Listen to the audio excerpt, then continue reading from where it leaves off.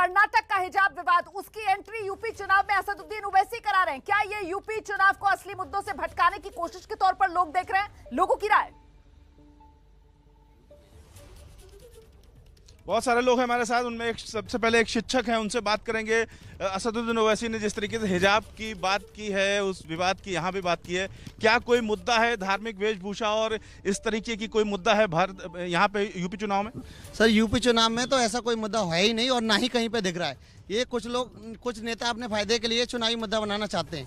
बात करें यूपी की तो हम बताएं आपको, पहली बार यहाँ पे जिस तरह से नकल चलती थी प्राइवेट स्कूलों में, देहात में जिस तरह से नकल चलती थी, खुलेआम नकल का कारोबार। सबसे बड़ा मुद्दा क्या है आपके लिए? हमारे लिए शिक्षा में पारदर्शिता आना जरूरी है और जिस तरीके से योगी जी ने नकल बंद करके शिक्षा में पारदर्शिता लाई है, पहली आप बताइए। शिक्षा के मंदिर को धार्मिक उन्माद का मुद्दा नहीं बनाना चाहिए और कोर्ट भी कहता है कि हिजाब पहनने की अनुमति स्कूलों में नहीं होनी चाहिए और ऐसा मौका देना भी नहीं चाहिए। यूपी चुनाव में इस विवाद को लाने की जरूरत थी?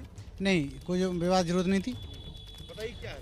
बिल्कुल विवाद को लाने की जरूरत नहीं थी। यहाँ सभी भाईचारे से रहते हैं और सभी यहाँ यूपी में अमन चैन है और योगी जी का डंडा चलता है, बुलडोजर चलता है। ओवैसी जी जो है इसको खामा लेके आ रहे हैं।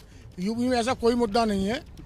ओवैसी का तो ये भड़काऊ भाषण है कि इसमें चुनावी मुद्दे में कुछ ऐसा बने धार्मिक, इसीलिए कोई। आप लोग भी बात कर रहे हैं।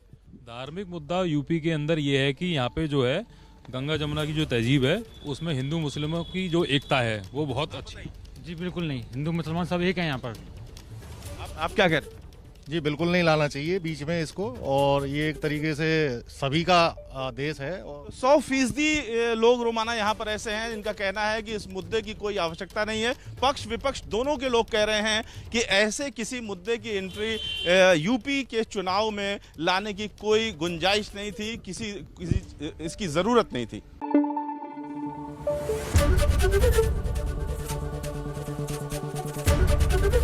एबीपी न्यूज आपको रखे आगे।